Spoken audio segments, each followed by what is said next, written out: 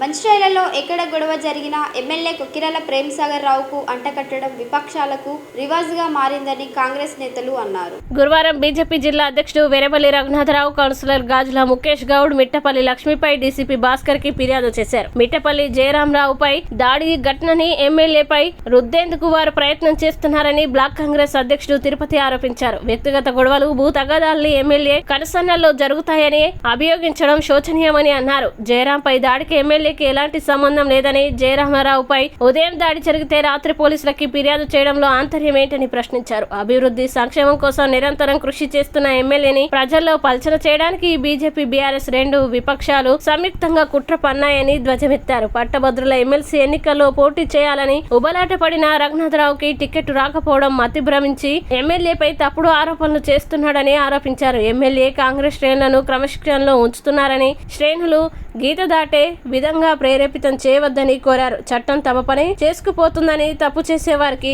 శిక్ష పడుతుందని అన్నారు. ఆయన ఈరోజు బీజేపీ అధ్యక్ష వాళ్ళు ఇష్టానుసారంగా మాట్లాడతారు. వారి మీద క్రమశిక్షణ చర్య తీసుకోవాలి అని చెప్పి కూడా మేము కోరడం జరుగుతుంది.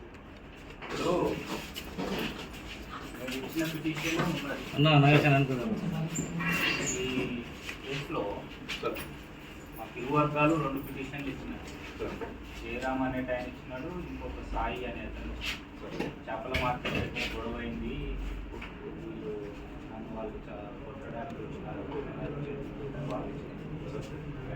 తర్వాత వీళ్ళిద్దరు సాయి అనే వ్యక్తి కూడా నిన్న 15వ తారీఖు నాడు బీజేపీ నాయకుడు నుండి జయరామరావు పైన ఎవరో కొందరు వ్యక్తులు వ్యక్తిగత కక్షతోటి దాడి చేయడం జరిగింది. దానిని ఈరోజు బీజేపీ జిల్లా అధ్యక్షుడు ఎర్రపల్లి రఘునాథ్, ఆయన అనుచరులు మరియు జయరామరావు వారి భార్య వాళ్ళు మాట్లాడుతూ పెద్దలు ప్రేమ్సాగర్ రావు మంచిర్యాల శాసనసభ్యుల మీద, కాంగ్రెస్ పార్టీ మీద ఆ దాడికి మాకు ఎలాంటి సంబంధం లేకపోయినా కూడా మరి ఎమ్మెల్యే గారి మీద బురదల్లే విధంగా ప్రయత్నం చేస్తున్నారు. ఈరోజు మంచిర్యాల నియోజకవర్గంలో జరిగిన అభివృద్ధి రోజులను ఓడలేక బీజేపీ నాయకులు కంకణం కట్టుకొని ఎవరిని దారి నుండి పోయే గొడవలను, ఏ గొడవలైనా మాకు అంటగట్టే ప్రయత్నం చేస్తున్నారు. ఈరోజు బీజేపీ నాయకులు గుర్తుంచుకోవాలి. ఈరోజు ఎమ్మెల్సీ ఎలక్షన్లో నీకు టికెట్ రాలేదని ప్రతిస్థిమితం కోల్పోయిన రఘునాథ్, అదేవిధంగా జిల్లా అధ్యక్ష పదవి పోతుందని చెప్పి ఈరోజు నీకు ఇబ్బంది పడి బాధపడి ప్రతిస్థిమితం లేక నువ్వు ఈరోజు ప్రేమ్సాగర్ రావు గారి మీద, కాంగ్రెస్ పార్టీ మీద బురదల్లే ప్రయత్నం చేస్తున్నామని చెప్పి ఈ సందర్భంగా తెలియజేస్తున్నాం.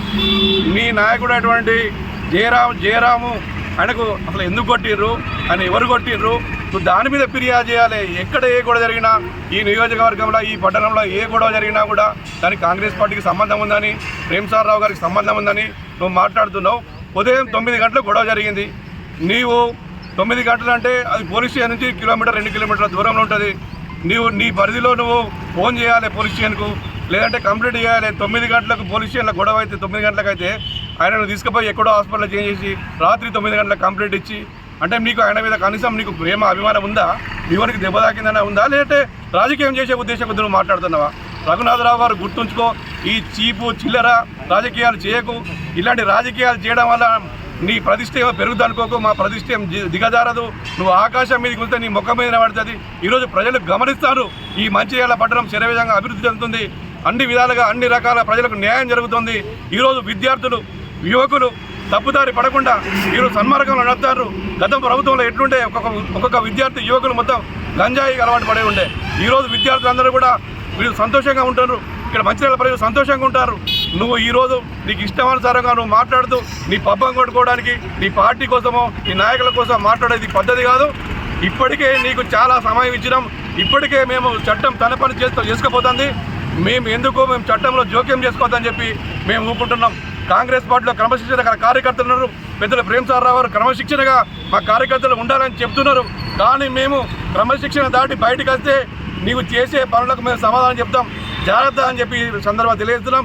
ఇంకొకసారి నువ్వు తప్పుడు ఆరోపణలు, అసత్యమైన ఆరోపణలు చేస్తే ఊరుకునే లేదు.